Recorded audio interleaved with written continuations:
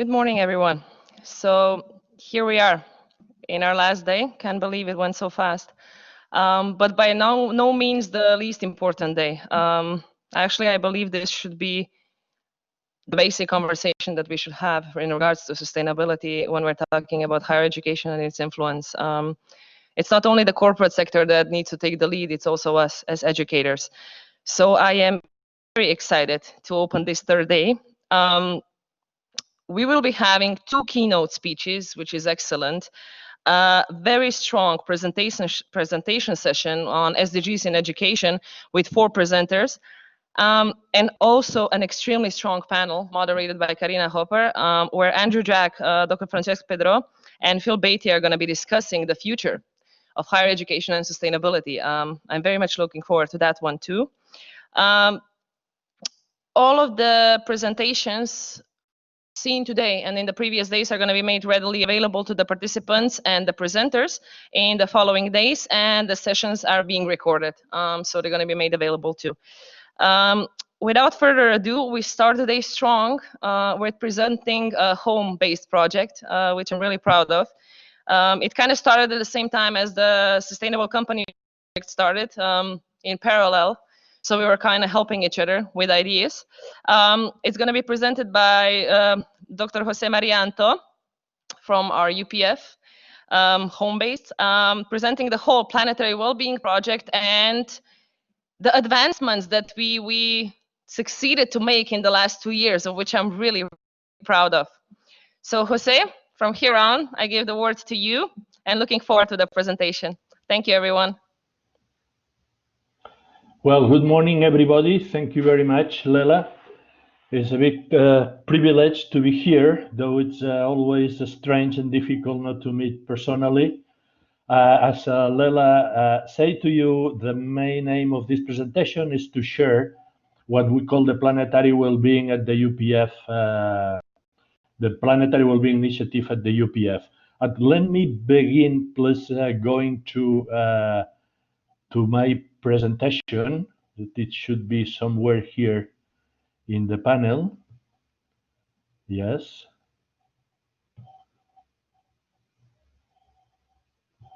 So I hope everybody can see the presentation now. And Perfect, thank you.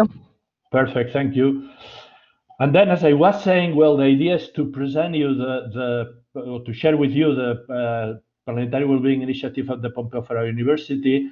Though I am presenting, this is a very teamwork with many people contributing to develop this initiative, not only the rector with the leadership, but also Professor Josep Lluís Martí, Francesc Subirada, Lela Mellon, Cristina O'Callaghan, and other people that have been working together.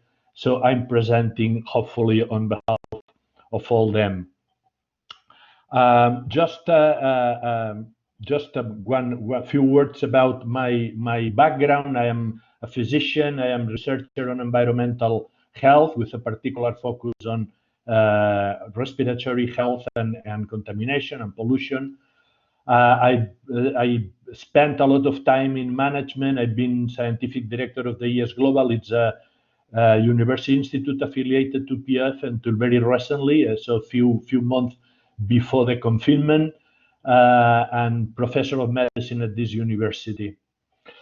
And the journey that took me to this Planetary Wellbeing Initiative at the university starts with a paradox and a challenge.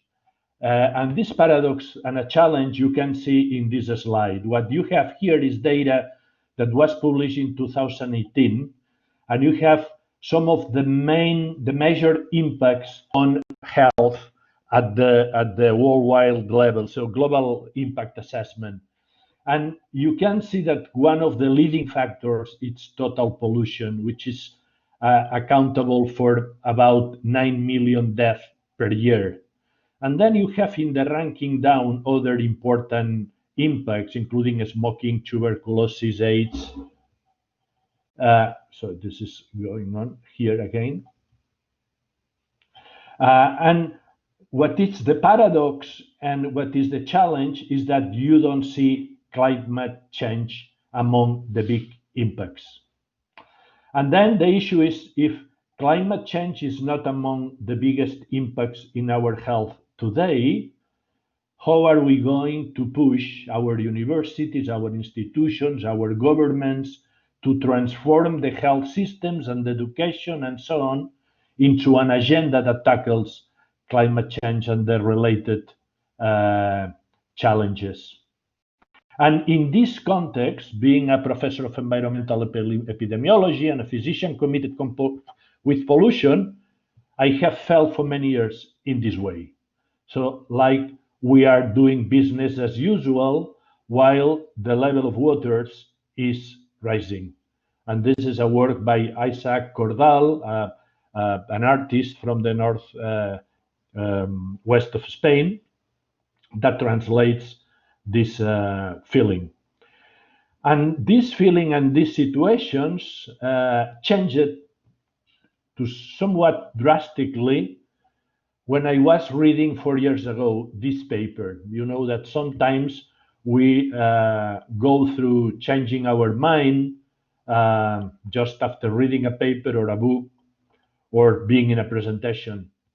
And this is a paper that was published in Lancet, a leading journal in medicine, in 2015 by a Rockefeller Lancet Commission, which is about planetary health. Planetary health was not totally new idea, but this was a very important seminal paper, 50 pages, hundreds of references, very exciting interdisciplinary committee developing the idea of the planetary health.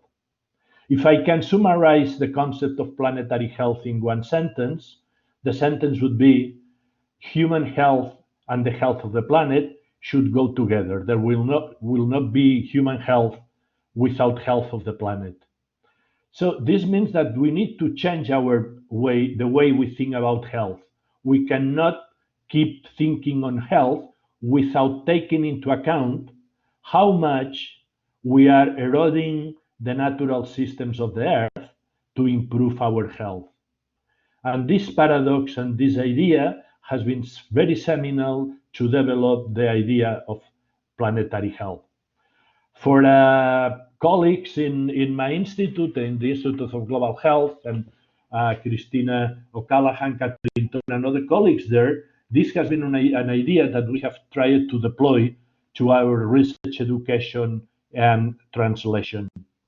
And to somewhat, again, unexpectedly, just a couple of years ago, I had the opportunity, 3 years ago, I had the opportunity to have a conversation with our rector, Professor Jaume Casals, where he told me that the university was exploring the idea of a cross-cutting initiative for the university, able to put together in the same page, in a narrative that could be able to give impulse and creativity to the university. Well, these things are important at the level of the leadership. And then in this conversation, I told him about my excitement with the idea of planetary health, and we convened that this could be something interesting for the university. Well, the conversation went to the board of directors. We had several meetings. And then the board of directors and the rector came with the idea of a planetary well-being initiative at the Pompeu Fabre University. And this was conceived as an initiative, cross-cutting, and able to align the full university with the agendas of the climate crisis and the SDGs. And very importantly, putting together these disciplines across our traditional silos. I think that there are 3 ideas we have been discussing intensively in the context of this initiative. One is the interdisciplinarity and multidisciplinarity. This is a key for this initiative to go forward. The second one is complexity. We are very minded to specialized, determinist science, but more and more, even within our silos, we are moving to complex systems. So the idea of complexity and globality is very important. We need to transform our science and our translation. And the last concept, in addition to multidisciplinarity and complexity, is urgency. So we understood in the context of these discussions that there is urgent need to transform our institutions, in particular our universities, to be more fully committed with the challenges of the current world. Well, this is our web page and the home page in our Planetary Wellbeing web page. And this is important.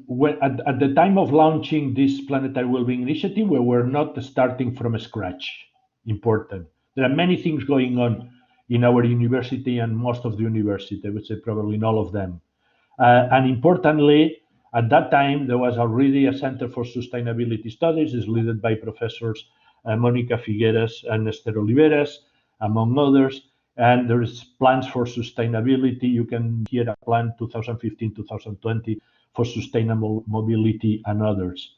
So the Planetary Wellbeing Initiative is building up on these previous experiences.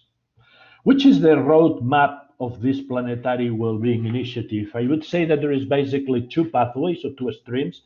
One is the academic strategy, and the other is more the institutional strategy. In the academic strategy, we'll present the slides in a minute, but I would highlight a task force that it's a faculty, multidisciplinary faculty, a call for seed funding projects. We have been able to fund 2 calls so far, an educational strategy, and within the institutional pathway, I will tell you some initiative, including the climate emergency declaration. The task force on planetary well-being is key, and I think in a way it's the engine of the process. It's integrated by more than 20 professors from all departments in the university. It's very multidisciplinary. We operate in core and plenary meetings. It's open to all members of the Pompeu Fabra University. And one of the main roles of this task force is to agree on the research and educational in developments and steps that we take within this initiative.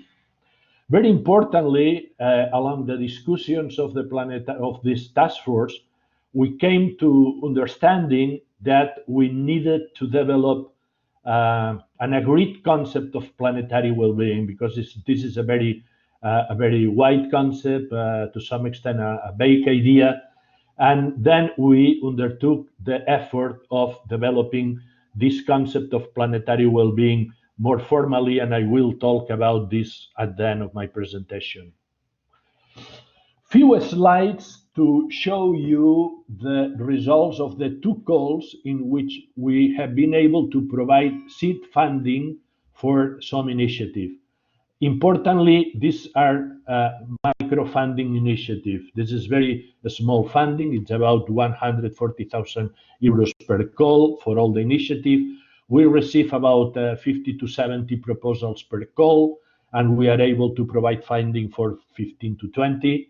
And you see here that one of the lines of funding is for doctoral students. It's important to say that in all these initiatives, to receive funding, we ask for proposals that are able, in a way or another, to tackle to deal with the 3 ideas that I announced before, that it's multidisciplinarity, complexity, and urgency. And you can see here that we have provided funding for doctoral students, usually to improve their multidisciplinary support or mentoring or education, or to complement the small pieces of their PhD work in the departments of life sciences and political sciences, in law, in humanities, in communication. And the same has happened with the postdoctoral researchers, and you can see funding for people in technology translation, international studies, humanities, complex system health sciences. Part of the funding goes also to research proposals. This should be seed funding. So this is funding to leverage more ambitious funding with more developed proposals. And again, it is somewhat mandatory that this proposals include good evidence of multidisciplinarity. And you see here the titles of some of the proposals. These are the ones in the first call. So multifunctional rooftop in the garden of one of our buildings, low carbon health project, a project in forced migration and cognitive development, and another one in developing environmental and climate awareness attitudes in young people and their involvement in global climate movements. And similar projects in the second call, one in land use dynamics in prehistorical and historical perspective, with people in the Department of Humanities collaborating with universities in Glasgow and other universities, a biobank in animal cell lines.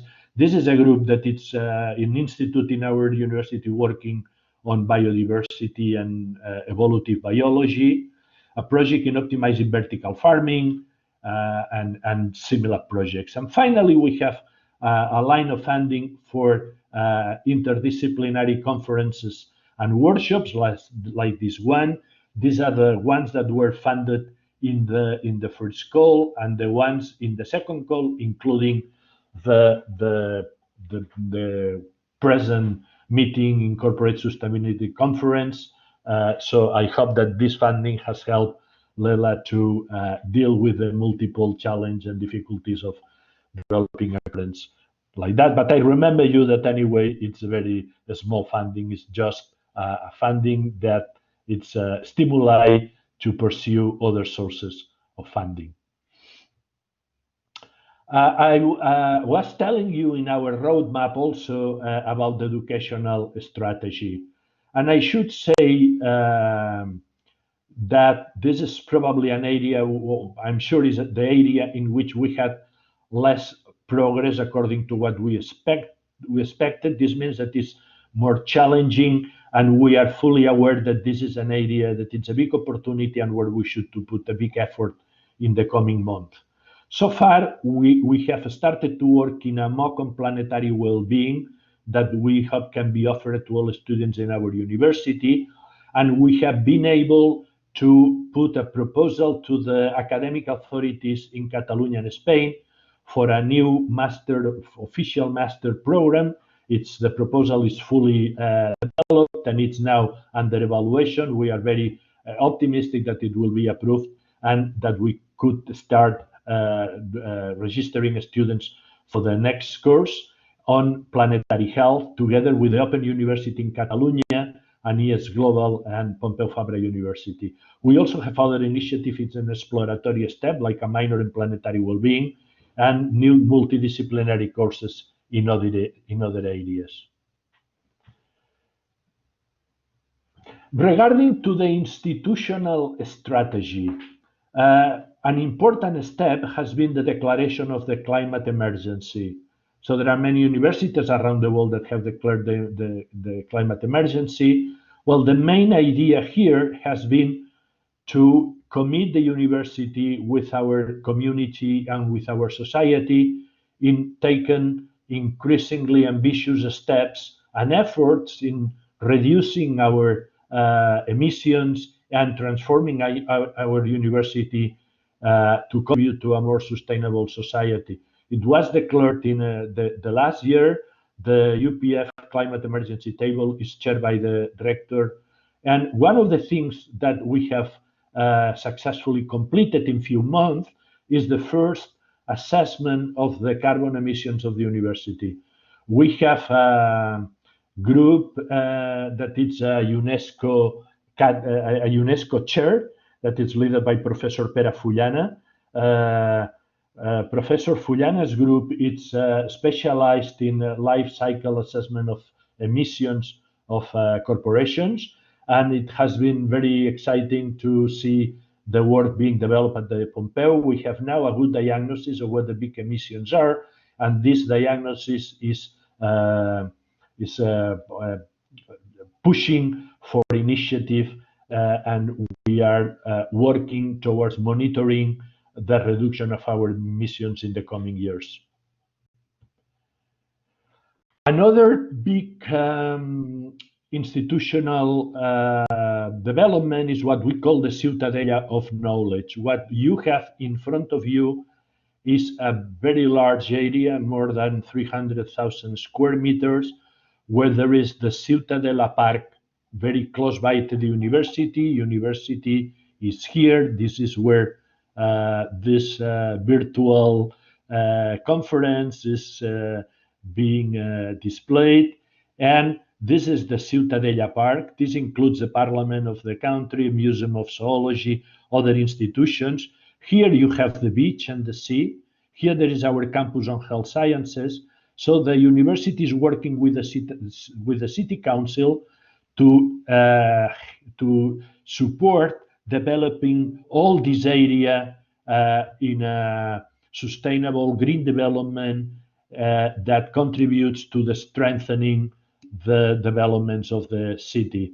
Part of this development includes creating a few new buildings in this area. Now, what you have here is a parking area for cars. This is being works have started. Is going to be transformed with new buildings, and one of the buildings will be hopefully devoted to planetary well-being. Just to finish, as I told you, one of the challenges in the task force has been in agreeing on what do we understand as academics by planetary well-being. And to make progress with an agreed understanding, we have started writing a formal review on this area. What you have here is an outline. The review is in an advanced form. I hope that Lela will be able to share with those of you that could be interested. The paper includes a background, the work in progress in launching a definition of planetary well-being, a lot of effort about the challenges, and some concluding remarks. And for the sake of simplicity, I will going to share with you just a couple of slides. One is the way that we have defined planetary well-being. And this definition, it's I would say, it has taken effort, but at the end, it's very inspired, almost identical to the definition of planetary health. And is defined as the achievement of the highest attainable standard of well-being and equity worldwide through the judicious attention to the human systems, political, economical, and social, that shape the Earth's natural systems within the limits, and this is the context in which humanity can flourish. The main effort here is to move from health, that is the original definition of planetary health in the Lancet paper that I have shown you, to a novel idea of well-being. This is apparently simple, but it's very difficult indeed. There are not many works addressing the need of developing the concept of planetary well-being or the concept of well-being in novel terms. So there is a recent paper of Robert Constanza suggesting that we need to converge the different SDGs in an overall goal that can be translated into a metric of overall progress. And we believe that planetary well-being can be an example of this overall goal. And this is consistent with other efforts like the one that is being done by the International Panel on Social Progress in defining human well-being as an overarching goal for our society, obviously with a multidimensional nature, including not only health, but wealth, equity, education, and other components. So we are doing this effort to develop planetary well-being, not only as an overarching goal for the university, but also as an overarching goal that can provide a shared framework and narrative for many of us as academics working in different disciplines with different theories and different methods. So when we, and I will finish with this, when we, as Pompeu Fabra University, agree with other universities and other institutions that we should be committed with the leadership of transforming our social institutions and our society in a way that is consistent with the SDGs and the challenges of the Anthropocene. We are not making a political statement. We are simply orienting our scientific and academic efforts and our institutional efforts to the understanding of the urgent challenges that are affecting our society, and to finding the way in which we can be relevant and useful in identifying and deploying solutions. This involves many challenges. Let me finish suggesting that one of the more relevant challenges are the challenges that are conceptual, the challenges related to the imagination, how we are able to think about these new solutions. And again, I think that the art is a source of inspiration. And let me finish sharing this artwork by Isaac Cordell again, where you can see here a metaphor of the young generations taking the lead to transform this world that the older generations are not transforming enough successfully and urgently. Thank you so much for your attention.